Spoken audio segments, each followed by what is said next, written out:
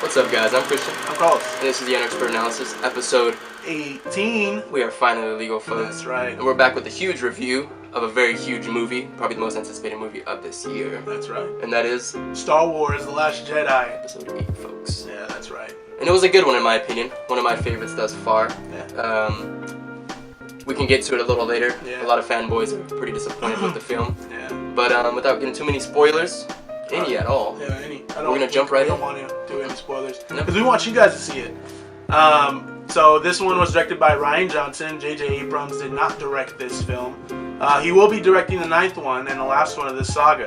Rian Johnson, he is known for Looper. I liked Looper. I love Looper. Very violent. Yeah. I love Bruce Willis. He was great. Joseph Gordon-Levitt and Emily Blunt. I mean, it was a great film. So, I mean, we already had a lot of anticipating, such high excitement for this film because of, Rian Johnson. And so, I mean, I loved his, his style. Yeah.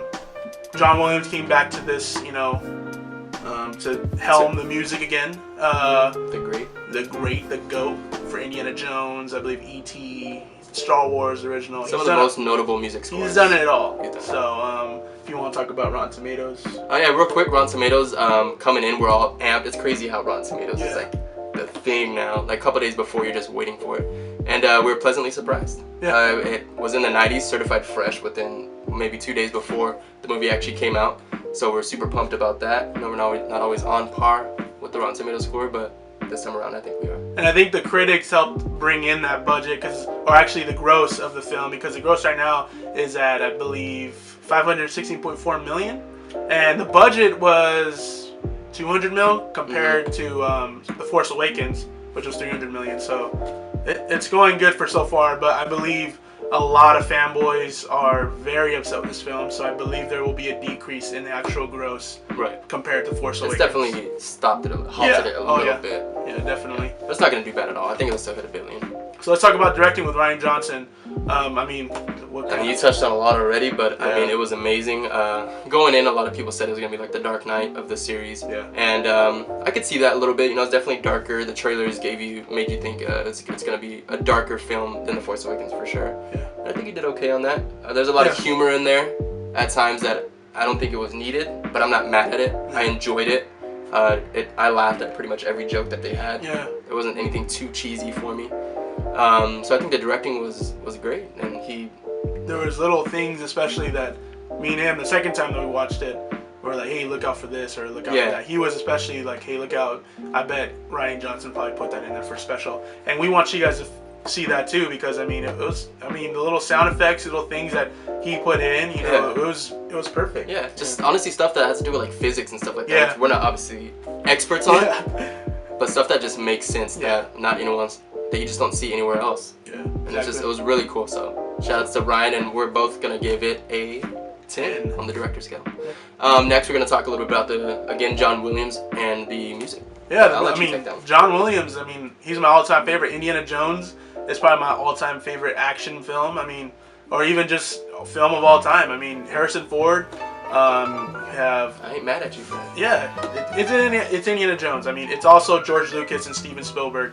So John Williams is an all-time great, musician and composer. So I have nothing to complain about John Williams in this film, especially. He showed up again, and he brought back a lot of like the prequel sound, a lot of the actual 4, 5, and 6 sound into this, and I loved it. I give it a 10. John Williams will always get a 10 in my heart. He's a special place. Yeah, I'm gonna give him a 10 too, just because the music score was awesome. I wouldn't say this is the hardest job for John Williams since he's done so many Star Wars films. He knows what to do, but there's still little things here and there that are different, just like Rian Johnson. Like he adds little things here and there that if you're looking for it, you'll notice it and appreciate it. Exactly. So we're both gonna give the music score a 10. So next, writing and plot. This is where for us it definitely didn't get a 10. Spoiler there. Just because there were, I don't want to say some holes, but there were just some things that we're expecting, especially with the 2.5 hour runtime, that we just didn't get. So we can't really go too much into depth due to not giving any spoilers. And we don't want to ruin you guys going to go see it, because we want you, if you love Star Wars or you've never seen Star Wars, we want you guys to go see it, because it's a great film, honestly, and a great series, honestly.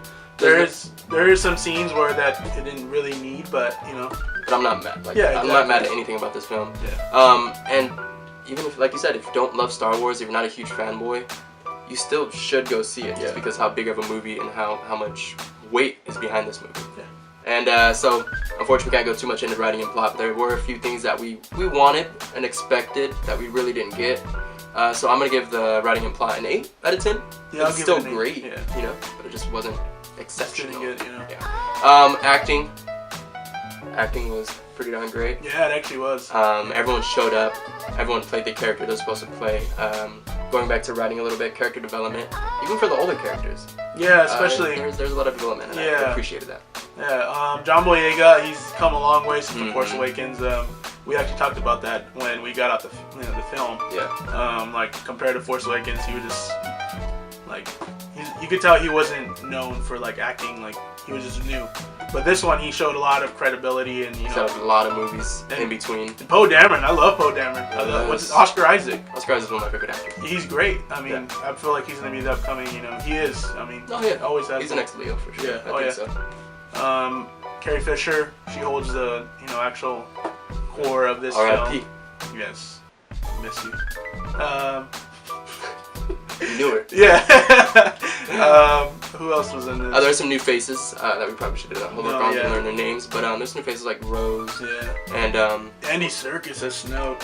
Always gonna be great. Andy Serkis, if you don't know. You know, I'll take a side note on that. I still don't know how he hasn't gotten an Oscar for the numerous CGI characters he has played, especially this character. We need to recognize. And Caesar, he didn't get even a Golden Globe for Caesar. Not even a nod. No. Not even a nod. No. But yeah, Andy Serkis does great as Supreme Leader Snoke. Super evil. Evil, just you can feel it. You feel the actual bad and dark side of him in the voice. From deep in. So, you know, he had to bring that out, especially. So that's Kylo Ren, especially.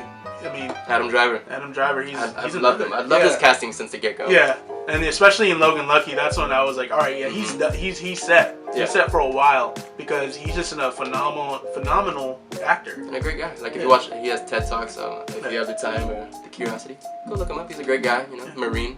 So kudos for him for his service. So enough about the acting. I think we both definitely, obviously, give it a 10 each. We love the acting, so kudos there. Final act. I loved it. I mean, it has a lot of, Jedi, a lot of things that are going to build up to what's going to happen in 9. A lot of people just, I don't know why they didn't like it, but I loved it. Yeah. It sets up for the next one, and I love it. So. And it was worthy of the 2.5 hour runtime, the 2.5 hours of build up to get to this final act. It was definitely worthy of that. Like we said, there are a lot of things that we needed in there. We haven't touched on a lot of things that we didn't need. Yeah. You know, the movie definitely could have been 2 hours and 10 minutes, and I would have been okay with that. But the final act lives up to the whole movie, lives up to the build-up, and it's not a letdown at all. And I really enjoyed it, and I loved the crowd that we got to see this movie with, because there was cheering, there was whistling, there was probably some people crying for sure, and it was just awesome. Yeah, it was an awesome environment to be in. There was scenes at the final act where it was like, it got you audible. so pumped. Yeah, so, I mean, we give it a 10 for the final act. Definitely a 10. Without any spoilers. We could go on. This could go on for a while. This could be a 30-minute video. Yeah, but no spoilers, so. So wrapping it up, where all of our scores come together, and I believe it comes to a 96. Yes, 96. Which is still great. Yeah. It's one of our highest scores. It's not 100. Well deserved. Yeah, well deserved, definitely. So that's our expert analysis review of this film. We think you should definitely go see it, whether you're a Star Wars fan or not. If you're just a movie fan, you enjoy going to the movies, go see it. Take the fam. It's really good. Funny, a lot of action, great acting. And just let us know what your favorite Star Wars film is up to date. It can even be the prequels. It can be, I mean, if that's your MO with the prequels. Rogue One, I mean. Great. It's great. And even if you like the little Clone Wars on Cartoon Network, we'll take that too. Let us know. Yeah. So Merry Christmas and Happy Holidays. Leave us a like and a comment. And share it, guys. And we'll see you next time.